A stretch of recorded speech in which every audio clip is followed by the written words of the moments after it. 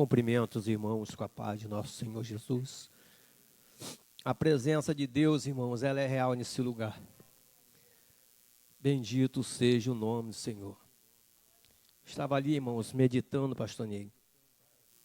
O Espírito Santo de Deus falando que o que está acontecendo é somente a ponta do iceberg, do que tem, o que virá para acontecer na nossa nação.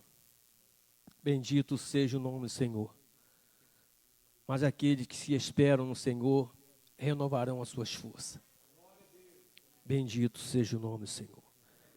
Querido Deus e eterno Pai, te louvamos, ó Deus, por este momento. Te louvamos, ó Deus, por tudo que o Senhor tem feito, por tudo que o Senhor ainda irá fazer em nosso meio. Ó Deus, toma teus filhos, Senhor, em tuas mãos.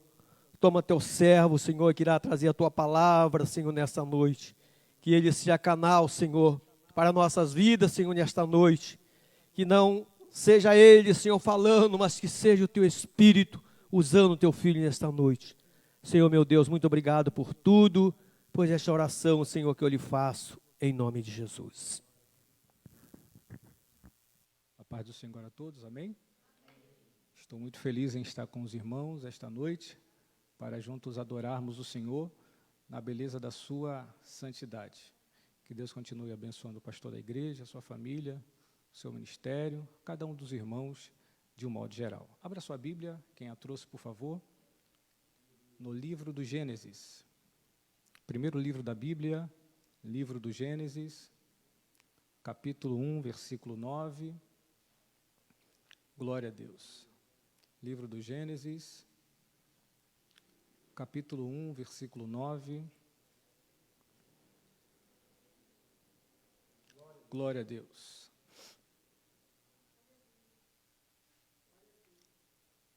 Todos encontraram? Quem está na sua casa, eu acredito que também. Está escrito assim: E disse Deus, ajuntem-se as águas num lugar, e apareçam a porção seca.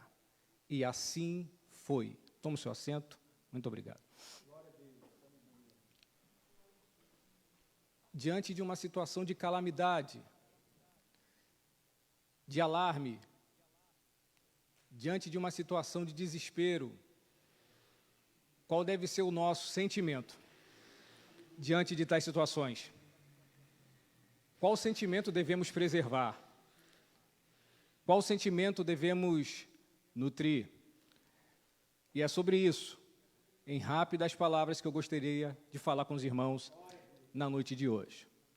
Eu quero nessa noite falar sobre 4 coisas que devem estar intactas na nossa vida. Nós não podemos deixar o inimigo, as situações de adversidades que nós estamos passando, tocar nessas 4 coisas que, na minha opinião, são 4 coisas valiosíssimas que todo cristão deve nutrir, preservar. A primeira coisa é a perseverança. Você não pode deixar de ser perseverante. O que é perseverança? Perseverança é quando alguém permanece em uma mesma posição. Perseverança fala de alguém que não desiste. O perseverante, ele não recua. O perseverante, ele continua firme em seu caminho. Nós devemos perseverar em algumas coisas, eu quero aqui destacar 2. Primeiro, nós devemos perseverar na obra do Senhor. Na primeira carta que escreveu Paulo aos Coríntios, no capítulo 15, versículo 58, está escrito: Portanto, meus amados irmãos, sede firmes e constantes, sempre abundantes na obra do Senhor, sabendo que no Senhor o vosso trabalho não é vão. Nós devemos perseverar na obra do Senhor, por quê? Porque Deus, é o que Paulo está tentando dizer aqui, porque Deus é um patrão que paga bem. Então persevere nos caminhos do Senhor e não desista de continuar firme neste caminho. A segunda coisa que nós devemos perseverar é na oração. Não desista de orar. Não pare de orar. persevere na oração. Em Romanos, no capítulo 12, versículo 12, está escrito: alegrai-vos na esperança, sede pacientes na tribulação, perseverai na oração. Agora, o que não é oração? Oração não é reza, ou seja, orações repetidas sem nenhum objetivo. Oração não é isso. Oração não é mantra, algo que as religiões orientais costumam usar, não é, para se aproximar do divino. Não. Nem muito menos a oração, ela não é um monólogo. O que é um monólogo? Monólogo é quando a pessoa fala consigo mesma, ou quando só esta pessoa fala para que outras apenas a ouçam. Oração não é monólogo. Oração é diálogo.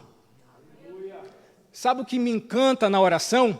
Que você não precisa simplesmente orar em um ambiente como esse. Você pode orar na sua casa, você pode orar no seu trabalho, você pode orar na rua, aonde você estiver. Ao orar a Deus, que é diálogo, é conversa, Deus irá ouvir a sua oração. É por isso que nós encontramos lá em Isaías, no capítulo 55, versículo 6, escrito assim: buscai ao Senhor enquanto se pode achar, invocai-o enquanto está perto. Há notícias boas aqui para você que está acompanhando esta live. O Senhor está perto. Ele não está distante, pelo contrário, há um coração quebrantado e contrito, o Senhor não irá abandoná-lo. Então, a primeira coisa que nós devemos perseverar, ou melhor, nutrir, não deixar que nada ou circunstância tocar, é na nossa perseverança. É por causa da perseverança da igreja que hoje nós estamos aqui iniciando este culto, ou reiniciando, né?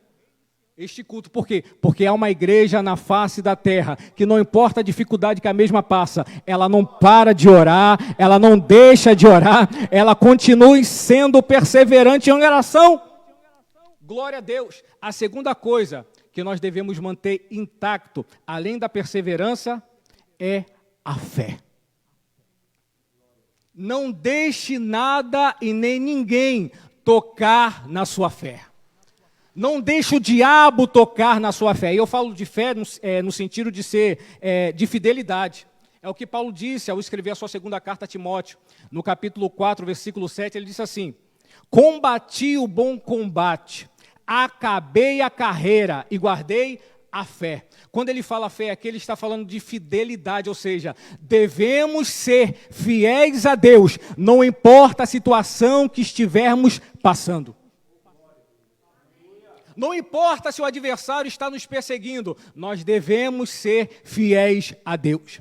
Não importa se aparentemente aquilo que nós queremos não veio ao nosso encontro, nós devemos ser fiéis a Deus e não deixar circunstâncias tocar na nossa fé. Na carta aos Hebreus, no capítulo 10 e versículo 38, está escrito assim: mas o justo viverá pela fé, e se ele recuar, a minha alma não tem prazer nele. Por isso o Senhor tem prazer em uma alma que persevera, em uma alma que mantém intacta a sua fé. E só persevera, e só é fiel quem é corajoso. Eu vou repetir. Só persevera e só é fiel quem é corajoso. Por quê? O corajoso, ele continua na posição. O corajoso, ele continua acreditando o quê? Apesar da situação estar difícil, está ficando difícil, ele sabe que a qualquer momento as coisas irão melhorar, porque a sua fé não está em nada material, a sua fé repousa sobre o Senhor. A terceira coisa que nós devemos manter intacta é a paciência. A primeira é a perseverança, a segunda é a fé ou fidelidade, e a terceira é a paciência. Imagine um crente impaciente. Imagine uma pessoa impaciente. Uma pessoa impaciente, ela não tem paciência de esperar. O que é paciência? Definição. Paciência é a virtude que nos faz esperar confiantemente. Ou seja, quem tem paciência espera, mas não espera murmurando, não espera reclamando, não espera criticando, espera confiando, sabendo que aquele que prometeu também será fiel para cumprir. Na carta aos Hebreus, no capítulo que lemos, só que no versículo 36, capítulo 10, versículo 36, está escrito assim: porque necessitais de paciência, para que, depois de haver desfeito a vontade de Deus, possais alcançar a promessa. Ou seja, o paciente, ele alcança aquilo que Deus prometeu para ele. O paciente, ele continua trabalhando, porque necessitais de paciência, para quê? Depois de haver desfeito a obra de Deus, a vontade de Deus, no final, possais alcançar a promessa. A quarta coisa que nós devemos manter intacta é a esperança. E é sobre esta virtude que eu gostaria de demorar mais tempo aqui. É a esperança. Fala para essa pessoa que está do lado e diz assim: mantenha a sua esperança viva. Mantenha a sua esperança viva. Na leitura que fizemos aqui, em Gênesis, no capítulo 1, versículo 9, nós encontramos aqui a palavra esperança. Claro que na tradução em português fica difícil encontrarmos a palavra esperança. Se você for pesquisar um pouco do original, você vai ver que a palavra esperança, ela está aqui no versículo de número 9. Quando você olha a palavra ajuntar, você vai ver que a palavra ajuntar no hebraico é nikavar. Nikavar, que significa ajunta-se ou ajuntem-se. Há uma tradução que une, ou melhor, há um verbo hebraico que, além dessa palavra significar ajuntar-se, há um verbo em hebraico que é ikavu, que significa alinhar-se. Vou repetir. Ajuntar, no hebraico a palavra é nikavar. E há um verbo no hebraico chamado ikavur, que significa alinhar-se. Mas aonde nós encontramos a palavra esperança nessa palavra hebraica e nesse verbo hebraico? Quando você entende que a palavra alinhar significa colocar algo em linha reta, nivelar. A palavra esperança em português, se formos pesquisar no dicionário Aurélio, o significado é expectativa de dias melhores. Se você for pesquisar em português, é isso. Agora, se você for pesquisar no hebraico, a palavra esperança significa colocar algo em linha reta. Ou seja, nivelar. Colocar algo no padrão. Agora, por que nós devemos ter a esperança como algo intocável? Porque é a esperança que faz com que o homem se ligue novamente em Deus. Eu vou repetir. Por que eu devo perseverar, ou melhor, manter viva a minha esperança em Deus? Porque é a esperança que faz a ligação do homem para com Deus. Quando o ser humano ele perde a esperança, ele automaticamente perde a ligação futura com Deus. Por isso, na carta de Paulo a Tito, no capítulo 2, versículo 13, está escrito assim: aguardando a bem-aventurada esperança e o aparecimento da glória do grande Deus e nosso Salvador Jesus Cristo. O crente que tem esperança, ele aguarda fielmente o retorno de Jesus nos ares.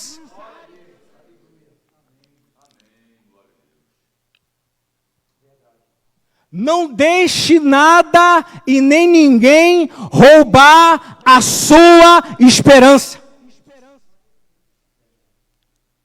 O ser humano sem esperança, ele não tem vida em si mesmo. Por isso que lá em Jó, no livro de Jó, no capítulo 14, versículo 7, está escrito assim: porque há esperança para a árvore, que se for cortada se renovará, e não cessarão os seus rebentos. Se envelhecer na terra a sua raiz, e o seu tronco morrer do pó, ao cheiro das águas brotará, e dará ramos como a planta nova. Jó usa o verbo haver, ou seja, a esperança é algo que existe, pastor.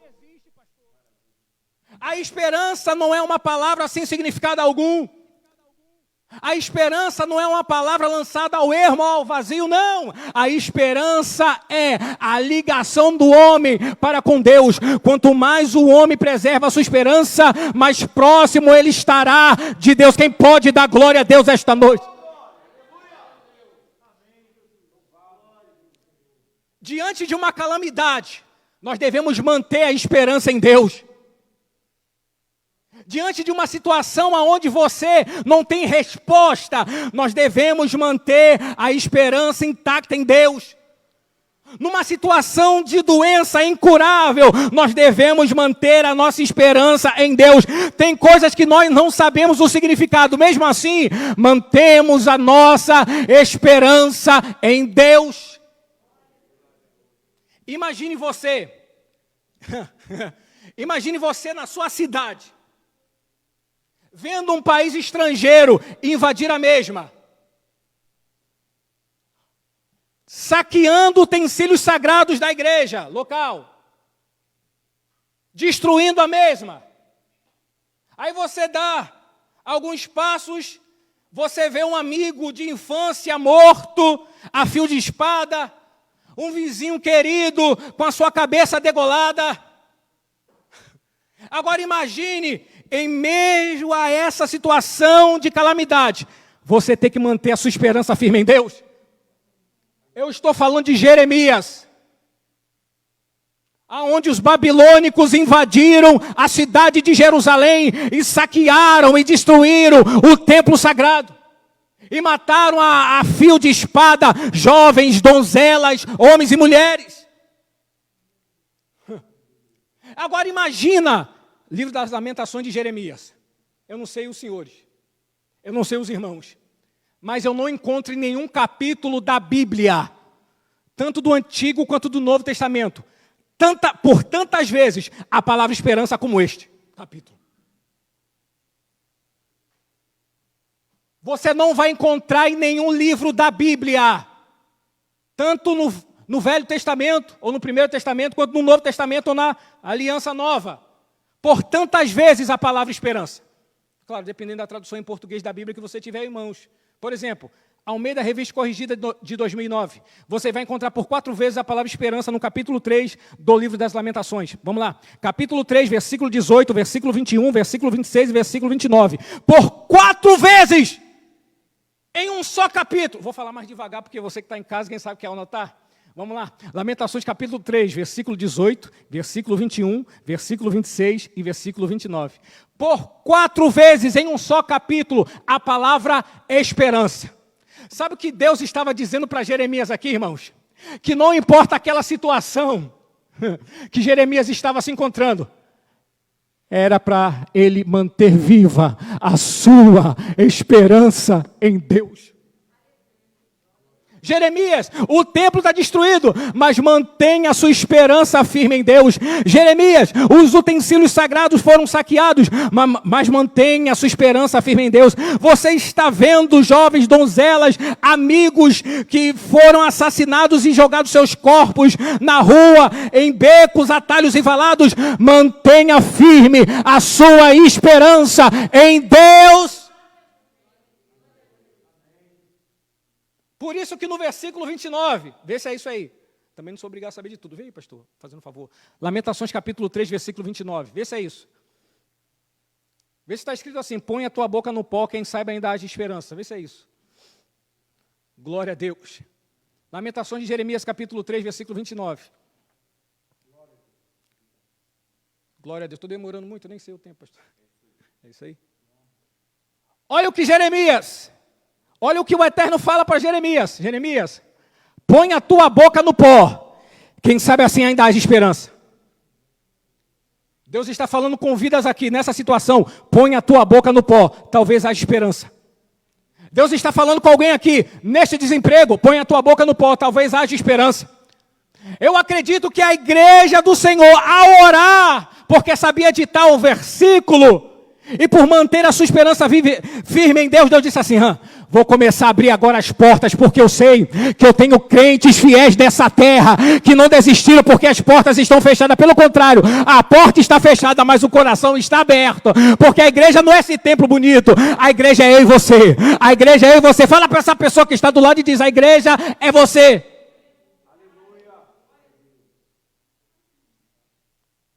Imagine, um jovem, já vou encerrar, não vou demorar como eu disse. Imagina um jovem que não conhecia o valor dessa palavra esperança. Há 22 anos atrás, era eu. Imagina um jovem que foi abandonado pelos seus familiares. Há 22 anos atrás, era eu. Imagina um jovem que teve que morar na rua, morar num abrigo, para entender o valor que é de um homem ter a sua esperança em Deus. Imagina você ficar revoltado porque seus familiares te abandonaram. Aqueles que deveriam cuidar de você te deixaram. Aqueles que deveriam estar com você, não importa os momentos, virou as costas para você e você chegou a ponto de pensar assim, se a própria pessoa ou se os meus familiares me abandonaram, ninguém vai mais me querer? Quem vai se compadecer de mim? Quem vai se abnegar da minha pessoa? Quem vai estender a mão a mim? Quem vai dizer assim, olha, ninguém se importou com você, mas eu me importo com você? Só que eu descobri, irmãos, que Deus ele não abandona o órfão. Deus não abandona aqueles que são abandonados. Pelo contrário, Ele dá um lar para o solitário. E faz com que este habite em família. Só para que os irmãos tenham uma ideia. Quando tudo isso aconteceu, e logo assim que eu saí das ruas, eu fiquei 7 meses em Araruama, morando na rua, e logo após 2 anos e meio morando no abrigo do presbítero Mauri, missionário Iracema. Só que, logo assim que eu saí da rua, eles tinham um trabalho social do sopão, dava sopão para pessoas de rua, né? E eu soube desse sopão, desse trabalho social e fui. Só que, eu costumo contar isso sempre quando eu vou ministrar a palavra, quando eu fui pegar o prato de sopa, com farinha e pimenta, para comer, a missionária Iracema disse assim, ô meu filho, não come agora não. E eu com a fome, a barriga roncando. Ela, não come agora não. Eu falei, por quê? Deus tem uma palavra para você. Eu, Deus? Como assim? Mas não come agora não, Deus tem uma palavra para você. E eu disse, tá bom. Irmãos, eu cheguei lá 11h30, que falaram que é o horário. Sabe que hora eu fui comer? 3h30 da tarde. Imagina quanto tempo Deus falou. Mas uma coisa eu não esqueço. Quando acabou o horário do almoço, que acabou meio-dia o horário do almoço, tá? Eu fui almoçar 3h30. O presbítero Mauri, juntamente com a missionária Iracema, me chamou num quarto, ou no escritório deles. E disseram assim para mim, antes de você comer, isso já era 1h da tarde. Antes de você comer, Deus vai falar com você. Aí Deus começou a falar comigo. Eu chorando, novo, não entendia nada. Eu tinha uma Bíblia, Novo Testamento, que tem um pai com uma criança nos ombros, né? Só que o que ele disse, irmãos, eu costumo dizer que é o texto áureo da minha vida. Eu creio que cada um dos irmãos tem um texto áureo, assim, uma parte da Bíblia que fala mais com você. E essa que mais fala comigo. E para encerrar, meu jovem, Deus manda te dizer assim, palavras do presbítero Mauri, que hoje mora em Santa Cruz. Eu vou abrir a Bíblia aqui, porque pela Bíblia ele fala melhor e você irá entender o que ele quer falar. Aí ele disse assim para mim, abre a sua Bíblia aí, meu jovem, em Isaías, capítulo 49, versículo 15. Jovem, Deus manda te dizer assim, pode uma mãe esquecer-se tanto do seu filho que cria, que não se compadeça dele, do filho do seu ventre? Eu chorando. Pode, jovem? Pode. Mas ainda que esta viesse a se esquecer dele, eu, todavia, não me esquecerei de ti, diz o Senhor. Deus está falando com alguém aqui, quem sabe é com você, que está na sua casa, no seu trabalho, quem sabe, Deus está falando aqui. Todos podem virar as costas para você, podem desmerecer a sua pessoa, podem fazer pouco caso de você, mas o Senhor diz aqui, todos podem te abandonar, mas Ele é o único que não te abandona. Mantenha firme a sua esperança em Deus, porque Ele está conosco, não importa as situações que nós possamos estar atravessando, Ele está conosco. Quem pode dar glória a Deus? Guarde esta palavra no seu coração. Mantenha firme a perseverança. Mantenha firme a fé. Mantenha firme a paciência. E mantenha firme a esperança, que é o nosso elo de ligação com Deus. Que Deus te abençoe, em nome de Jesus.